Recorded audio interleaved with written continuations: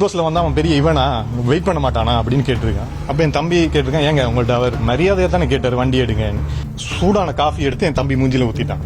ஊத்திட்டு கழுத்தை நெரிச்சு கீழே ஆளை உட்கார வச்சுட்டு ஏறி உட்கார்ந்துட்டு இருந்தேன்.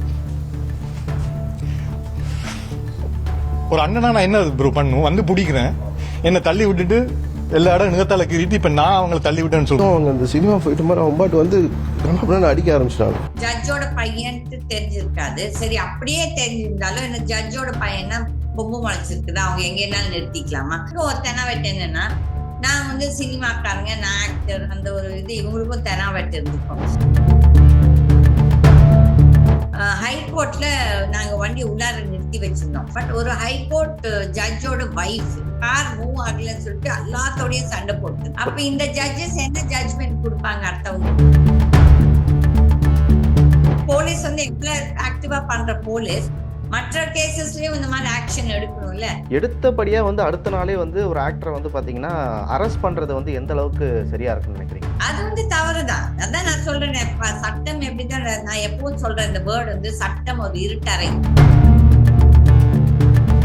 நிஜமாவே நல்லவங்களானா முதலே போலீஸ கூப்பிட்டுருக்கலாம், இல்லாட்டி அவங்ககிட்ட நல்ல விதமா பேசிருக்கலாம். அந்த நீதி தேவதை கண்ணையே மூடிட்டாங்க, அப்ப என்ன நீதி வழங்க போறாங்கன்னு சொல்லிட்டு அசிங்கமா பேசுவாங்கன்னு அவங்க வேலை செய்யுது அவங்க சொல்லி. அப்ப வந்து இந்த போலீஸ்க்கும் ஒரு இது இருக்கு இல்லையா,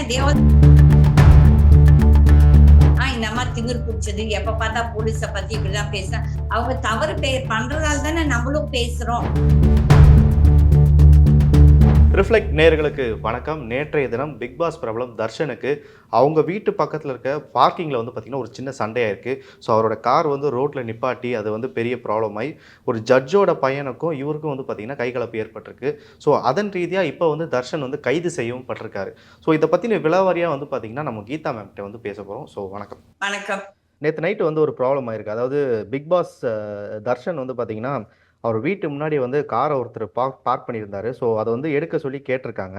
பட் அதில் வந்து ஒரு ப்ராப்ளம் ஆகிட்டு 2 பேருக்கு வந்து அடிச்சிருக்காங்க அப்படின்னு சொல்கிறாங்க. ஆனால் இதில் மேஜராக வந்து பார்த்திங்கன்னா ஆப்போசிட்டில் இருந்த நபர் வந்து ஒரு ஜட்ஜோட பையன் அப்படின்னு சொல்லிட்டு நியூஸ் வந்திருக்கு.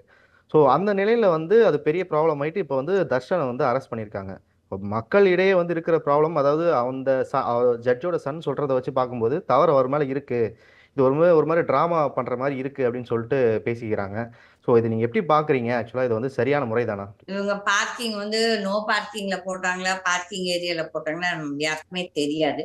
But in case it's no parking area, நான் அவங்க ரிக்வெஸ்ட் பண்ணிட்டு அவங்க அது வண்டியை எடுத்து போட மாட்டேன்னு சொல்லிட்டு அவங்க என்ன சொல்றாங்க, அவங்க மேல சூடா டீ எடுத்து வீசினாங்கன்னு சொல்லிட்டு அவங்களோடது. அப்ப வந்து அங்க உண்டான நடந்த நிகழ்வு யாருக்குமே தெரியாது. 2 வெர்ஷன்ஸ் தான். ஓகே, அப்ப வந்துட்டு அவங்க நிறுத்தினதும் தப்பு. அவங்க அப்படி டீ போட்டு தர்ஷன் அண்ட் அவங்க ஃப்ரெண்டு லோகேஷ் மேல சூடான டீ போட்டிருந்தால் 2 தப்பு. ஜட்ஜோட பையன் தெரிஞ்சிருக்காது. சரி, அப்படியே தெரிஞ்சிருந்தாலும் என்ன ஜட்ஜோட பையனா பொம்பு முளைச்சிருக்குது, அவங்க எங்கேனாலும் நிறுத்திக்கலாமா? அப்ப சட்டம் வந்து அவங்களுக்கு எல்லாம் சட்டம் இல்லையா, சட்டம் ஒரு பாமர மக்களுக்கா? அப்ப வந்து இது 2ம் தப்பு தான். இப்ப நீங்களும் நானும் போய் போலீஸ்ல கம்ப்ளைண்ட் கொடுத்தா போலீஸ் ஓடி வந்து உடனே அரெஸ்ட் பண்றாங்களா? அது கிடையாது இல்ல. சும்மா சரிப்பா பார்த்துட்டு போப்பா, இதெல்லாம் இதுன்னு சொல்லிட்டு இது பண்ணிடுவாங்க. இது வந்துட்டு ஒரு ஜட்ஜோட சம்மந்தி இது மகன் மருமகள் இருந்ததால ஒரு பெரிய இஷ்யூ. பட் இவங்க வந்து கை கலப்பு பண்ணிருக்க கூடாது. அந்த லேடிஸ் மேல அப்படி இருந்தா பண்ணியிருந்தால் அது தவறுதான். வந்துட்டு இவங்களுக்கு ஒரு தெனாவெட்டு என்னன்னா, நான் வந்து சினிமாக்காரங்க, நான் ஆக்டர், அந்த ஒரு இது இவங்களுக்கும் தெனாவெட்டு இருந்திருக்கும்.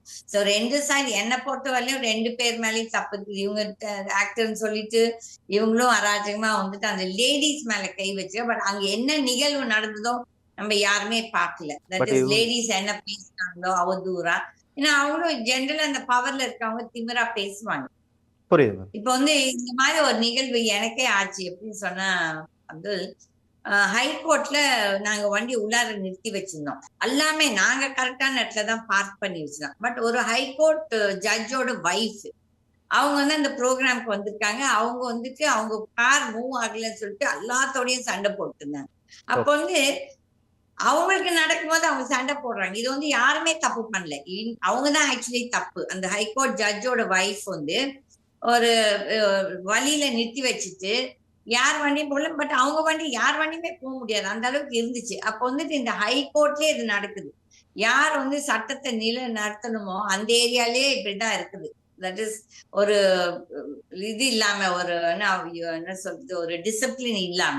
அப்ப புரியுது. இந்த ஜட்ஜஸ் என்ன ஜட்ஜ்மெண்ட் கொடுப்பாங்க அடுத்தவங்களுக்கு இல்ல சொல்லுங்க. மேம். அப்ப சட்டத்த வந்து வந்து நம்மளும் பார்க்கணும். ஹைகோர்ட்டே பார்க்கிங் வந்து ரொம்ப மோசமா இருக்குது. இந்த ஜட்ஜஸ் எல்லாம் ஒரு காலத்துல வக்கீலா இருந்தாங்க. அப்ப அவங்களும் அந்த கஷ்டத்தை பார்த்துப்பாங்களே.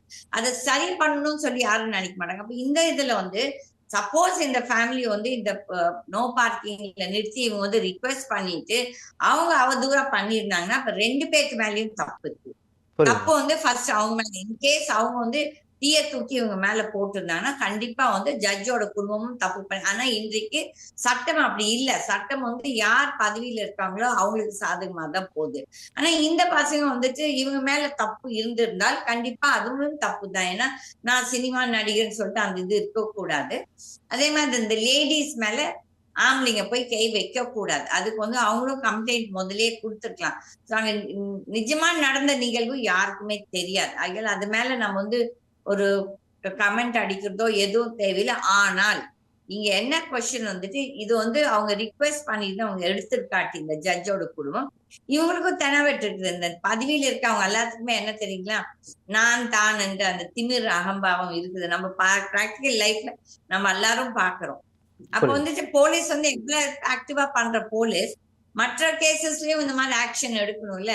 ஆமா. அதனால இந்த போலீஸும் ஒரு தரப்பா தான் நடந்துக்குது. நாட்டிலேயே இங்கன்ட்டு இல்ல, நம்ம நாட்டுல இந்தியால ஃபுல்லா எங்க பார்த்தாலும் யார் பதவியில இருக்காங்களோ அவங்களுக்கு சாதகமா தான் போலீஸ் வந்து ஆக்ஷன் எடுக்கும். மற்ற பாமர மக்கள் கண்டிப்பா. பட் 2 சைடும் தவறு செய்திருக்காங்க. தவறு செய்திருந்தால் 2 பேரும் தண்டிக்கப்பட வேண்டியது. கண்டிப்பா மேம். இப்போ வந்து வக்கீல்களா இருக்கட்டும், ஜட்ஜா இருக்கட்டும், சட்டத்த படிக்கிறது வந்து அது பொதுமக்களுக்கு வந்து உபயோகப்படணும். ஒரு அநியாயத்துக்கு எதிரா வந்து பார்த்தீங்கன்னா, அது வந்து உபயோகப்படணுன்றதுக்காக சட்டம் படிக்கிறாங்க. இப்போ பரஸ்பரம் 2 பேர் மேல சண்டை இருந்தா கூட 2 பேரையும் வந்து விசாரிச்சுட்டு, இதுல யார் மேல தவறு இருக்கோ அவங்க மேல வந்து நடவடிக்கை எடுக்கிறது ஓகே. எடுத்தபடியா வந்து அடுத்த நாளே வந்து ஒரு ஆக்டர வந்து பார்த்தீங்கன்னா, அரெஸ்ட் பண்றது வந்து எந்த அளவுக்கு சரியா இருக்கும்னு நினைக்கிறீங்க? அது வந்து தவறுதான். அதான் நான் சொல்றேனே, சட்டம் எப்படிதான் நான் எப்பவும் சொல்றேன் இந்த வேர்ட் வந்து சட்டம் ஒரு இருட்டறை. இந்த போலீஸும் வந்துட்டு ஒரு தரப்பா தான் நடந்துக்கிறாங்க. ஏன்னா அந்த பக்கம் ஜட்ஜ். அப்ப வந்து இவங்க வந்து இந்த பக்கம் ஒரு ஆக்டரா இருக்கிறது தான் நம்ம எடுத்து பேசுறோம். புரியுது மேம். இதே ஒரு ஆர்டினரி ஆளுக்கு நடந்ததுதான் நீங்களும் எடுத்துக்க மாட்டீங்க, நம்மளும் பேச மாட்டாங்க. பட் ஸ்டில் இவங்க கேட்டது தப்பு கிடையாது. பட் வந்து அவங்க டீ ஃபர்ஸ்ட் ஏன் போடணும்? அப்ப அவங்களுக்கும் திமிர்த்தனம் தானே. நான் வந்து ஜட்ஜ் பையன் நம்ம எது செஞ்சாலும் யாரும் கேட்க மாட்டாங்க அந்த திமிர்த்தனம். அப்ப அவங்க நிஜமாவே நல்லவங்களானா முதலே போலீஸ கூப்பிட்டுருக்கலாம். இல்லாட்டி அவங்ககிட்ட நல்ல விதமா பேசிருக்கலாம். அப்ப வந்து அங்க நடந்த நிகழ்வு. ஆனா நீங்க சொல்றது உண்மைதான். இந்த சட்டம் வந்து எதுக்கு படிக்கிறாங்களோ தெரியாது. இந்த வக்கீலுங்க தான் நாளைக்கு ஜட்ஜ் ஆறாங்க. இப்ப வந்து அன்னைக்கு ஒரு பேச்சு வந்துச்சு. இந்த சுப்ரீம் கோர்ட்ல வந்து இந்த டெல்லியில இப்ப வந்து அந்த டெல்லி ஹைகோர்ட் ஜட்ஜ் வீட்ல பணம் கண்டுபிடிச்சாங்க இல்லையா? ஆமா அப்ப மேம். அந்த பணம் கண்டுபிடிப்பா ஒவ்வொருத்தரும் ஒவ்வொரு ஊடகமும் ஒரு பேட்டி எடுத்தாங்க. இந்த மாதிரி எல்லாம் வந்துட்டு என்ன நீதிமன்றங்களில் ஊழல் இருக்கிறதா, இது உண்மையா, இது வந்துட்டு பொய் ஒரு ஜோடிப்பான்னு சொல்லிட்டு இதே ஒரு சிரிக்கிறது ஒரு பைத்தியக்காரன். ஏன்னா ஊழல் நடக்குது எல்லாத்துக்குமே தெரியும், அவங்களுக்குமே தெரியும். அவங்களுமே ஜட்ஜ் வந்து இல்ல வக்கீல் வக்கீல் ஜட்ஜ் கண்டிப்பா. ஆறாரு, ஜட்ஜ் மேல் ஜட்ஜ் ஆறாரு.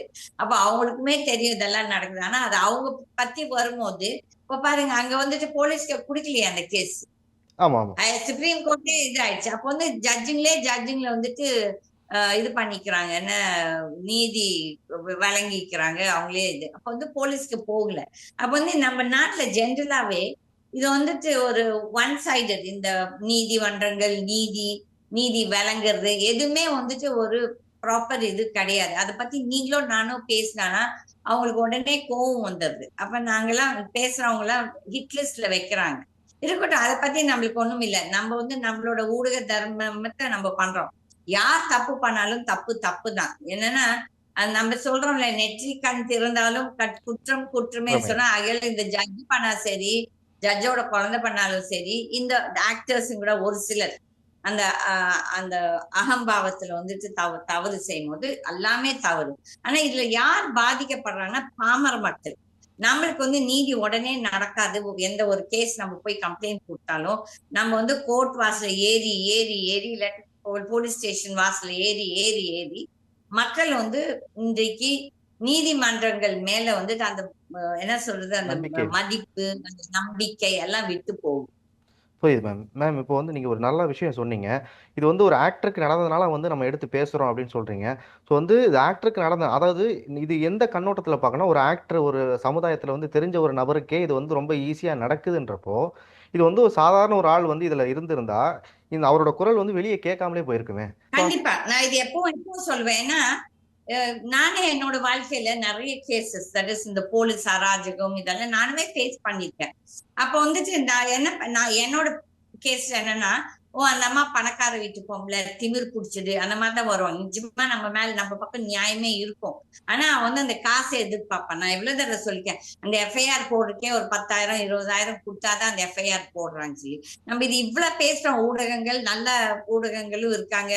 அந்த நல்ல மெசேஜ் வெளியே எடுத்துட்டு போகணும்னு நினைக்கிறேன். அப்ப வந்து நம்ம இதெல்லாம் பேசும்போது அவங்க நம்மள ஏன் கூப்பிட்டு கேட்கறதுல, ஏமா எங்க நடந்தது, இப்படி என்ன நடந்ததா?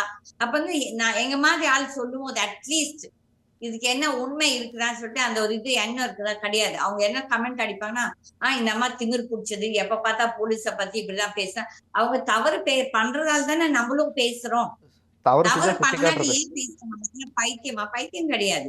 அதுல இது வந்து நீங்க செய்யறதும் கரெக்ட் தான். ஏன்னா அந்த மாதிரி ஒரு ஆக்டிங்கே இது நடக்கும்போது நானே நிறைய தடவை சொல்வேன். என்னோட வாழ்க்கையில நான் வந்து ஒரு வசதியான குடும்பத்துல, நான் வந்து ஒரு பாலிடிக்ஸ்ல இருந்து எனக்கு இவ்வளவு செல்வாக்கு இருந்துமே, எங்களுக்கே இந்த மாதிரி நடக்கும்போது இந்த பாமர மக்கள், தட் இஸ் அப்பாவிகள், ஒண்ணும் பொய் பேச தெரியாதவங்க எவ்வளவு பேர் இருக்கிறாங்க, யதார்த்தமா வாழ்றவங்க. அப்ப அவங்களுக்கு என்ன நியாயம் நீதி நடக்குது? நடக்கவே நடக்காது. இது உண்மைதான்.